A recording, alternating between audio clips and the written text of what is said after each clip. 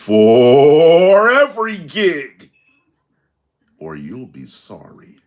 Hi, folks. This is Elgin Subway Surfer Bowling, your creative caricature marketing consultant. And as always, caricature is the best form of art and the quickest to make money consistently. Take it from me, I've done it for years. But make sure you do this one thing before every gig, or you'll be sorry.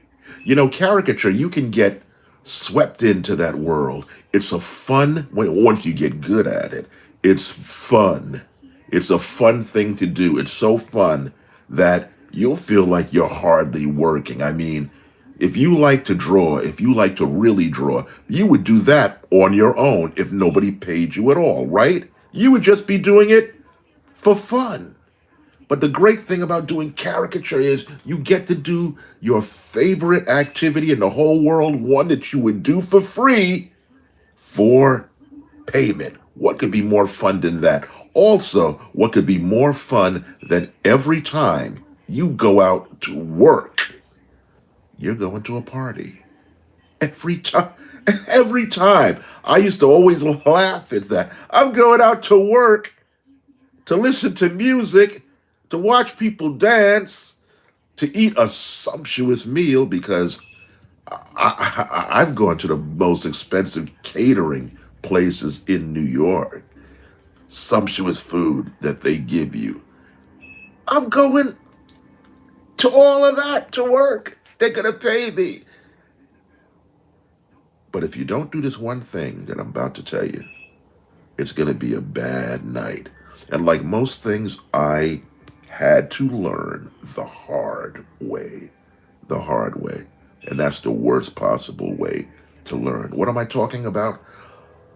Let me see if I can give you an example. Okay, caricature, like I said, is fun. Everything is fun. Even setting up the job. Somebody gets a hold of one of your flyers, they read one of your posts online, or you hand them a business card, they call you, they set up the date and everything, you shake hands. Everything is all set up. And then on the day of the party, after declining for other parties, telling people that you have a job already, you can't take their job. After doing all of that, the day before, the person calls you up and says, there's a snag. We can't really have you there. We can't make it. So, yeah, we're going to have to cancel you. And because you don't have this one thing in your favor, they'll just walk out on you, free and clear. And it won't matter that you passed up other jobs, other paying jobs, sometimes with reliable clients that you've had before, who you know will pay you. You'll pass up all that because you don't have the time, you didn't take the time, or you didn't have the knowledge to do this one thing that I'm about to tell you. Before I continue, though, with this, I need to, and I guess I needed to say this when I first started making lives. If some of you are commenting on the screen, I'm sorry, I'm not ignoring you. It's just that it's so small, I literally can't make it out. I have an illness that messes with my vision, and I can't read small print, especially on a live when it comes through so fast and so infrequently. So I'm sorry, I just can't read it. Not ignoring you, just simply can't read it. If you have questions or comments that you really want me to speak on, I'd love to do that. You can put it in the comment section of the live video. When I read it later, I will make sure on the next broadcast that I answer all of your questions. But That's the best way that I can do it now. It sucks for me too because a live is supposed to be about us interacting. Okay? I know how I sound. I don't just enjoy hearing myself speak. You might, but but I really can't read it. So let me go back to what I was talking about. Yeah, so this person stands you up. And this has happened frequently in my career before I learned to do this one thing, and that you, if you're going to be a professional caricature artist, you should do this too. Make a contract. Make a contract. Now, this should will seem obvious to some of you, but I was too dumb to realize this. And I quickly found out the power of a contract. You see, a contract, unlike a handshake or a verbal contract, as they say, quotation marks, unlike that, a contract in the real world is a real thing. It's a binding commitment. It's a legal commitment if you want to take that far. And contracts carry with them consequences for not doing everything that has been written out and agreed on by both parties. You need a contract. And for a couple of reasons, I'm gonna go by all of them. Go by all of them. I'm going to highlight all of the reasons.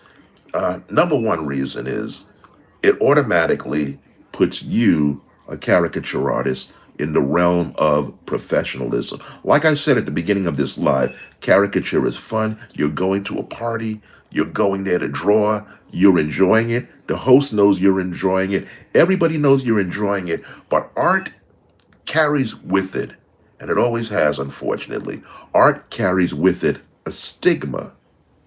It has this aura of not really being a job.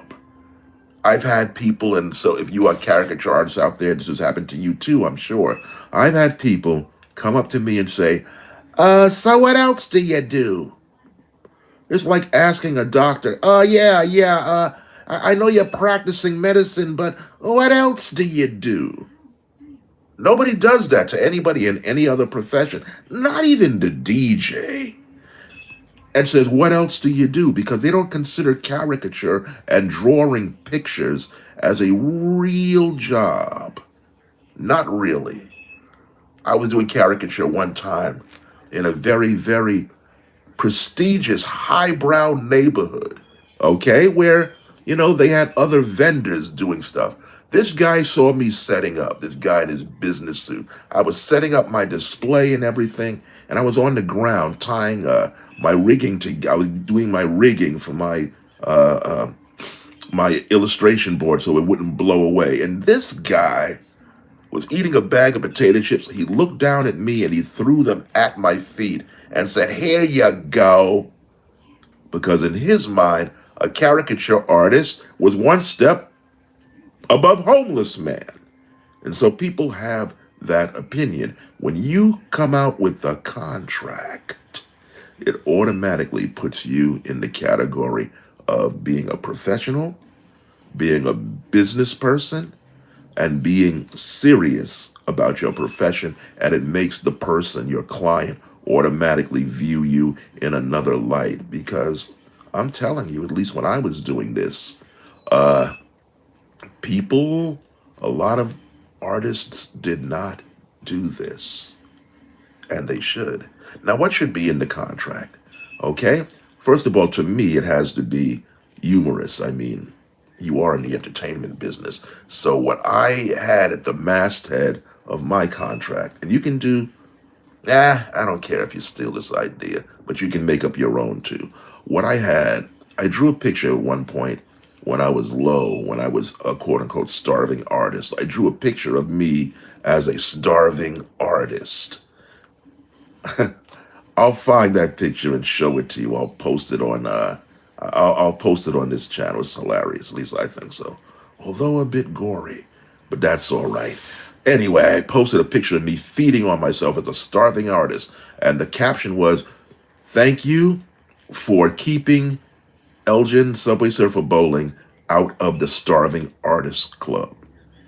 Automatically, just pushing that humor button and, making the person feel good about paying me hundreds of dollars, which it did. Okay, so you put that down there. You put down your name, your email address, and your phone number. Now, I don't agree with putting down your address because I'm not too keen on strangers having my address floating around. Your email address, maybe your social media channel so they can check out your work, and the phone number. That's enough. That's enough to put down, okay? You make sure you put that down there. And then you put out your client's name, your name, and the agreed amount for payment. What I used to do also as a safety measure was payment, the balance will be paid upon the artist's arrival at the event. And I think I've covered that before in a previous live. The reason why you do that is because sometimes things happen at parties. Sometimes your host has to leave. Sometimes you have to leave if you're taking public transportation, like I was taking the Long Island Railroad and Metro North, and those train schedules are, I tell you, they run like clockwork. And if you miss a train, you might not be able to get out of town. So that was a concern for me. We pay upon arrival because things happen. Sometimes I remember one time a woman, her child was sick, and she had to abandon the whole party in order to take her child to the hospital. These things do happen. Or sometimes, if you're at a corporate event, sometimes your client is hobnobbing and in meetings, little meetings at the table with their guests, and it looks tacky for you to come over there with your hat in your hands and say, I didn't get paid yet. Best that all of this starts at the beginning of the party, and it's best that you remind or tell your potential client this is how you would like to get paid. Before you even send out I'm sorry, I'm getting ahead of myself. Also, on the contract, you tell them depending on what you're getting paid for the gig, you tell them that a deposit, and you can name the amount. Since I was getting 100 per hour at the time, I said $50 deposit, non-refundable, payable to the artist. Before the gig, turn that in with this signed contract. Very important for that because sometimes things happen. I simply can't go with this gig, you know. And if your client tries to screw you, and they often don't, but if they try to screw around with you, at least you've gotten paid something. And it's important to put that down. Also, usually when people pay you a deposit, it means something. It usually means that they mean business. They're going to follow through with the party. If you find that a client is reluctant, and I've had that happen, when they're reluctant or refuse to pay that deposit, it means they probably was going to mess around with you. They're probably not serious about that. Usually when people put down their money, they are committed to follow through. So you want to have that on your contract for sure. Another thing you want to have, and this is very important also, all of this is important. What you want to have is how you'd like to set up for the party. You want to put on your contract adequate lighting, or put me near a outlet so I can plug in my own lights. You also want to include a table, 3 chairs, that's for you and for 2 people to sit down, in a well-lit area. I can't emphasize light. You need light to draw. And I know oftentimes at these parties, and I understand it, after everybody's eaten and they want to start dancing and socializing, they turn the music up and they turn the lights down, sometimes way down. And sometimes clients forget about the fact that you are there entertaining also. I've had one client, it was hilarious. I got through it. They put me next to a fireplace and turned out the lights and said, well, you got light, it's right behind you. So I had to struggle through that party and draw by a fireplace. Incredible. So light is important. You want to make that clear to the client. And when you get into the place and they just have you set up willy-nilly anywhere, you point to the contract and say, this is what I need, this is what I asked for, this is what you signed off on, and this is what I need to make your party successful. You don't want to say, you don't want to come off saying, I told you to do this, damn it, and why isn't it done? This is an outrage. People do that. Artists do that incredibly. What you want to say instead is, in order to make your party successful, this is going to make it the most successful, the easiest for your guests to get over to see me, to be drawn, for them to see me. This is the easiest to make your party a success. It always has to be something positive for them, and that comes out with the contract. I've had some of my best parties when I presented a contract to the client prior to coming to the event, and I've had some of my worst almost parties by not having that done. Okay? So that's my advice for today. Make sure you have a contract in place prior to booking your party. Well, as always, I like your comments and suggestions.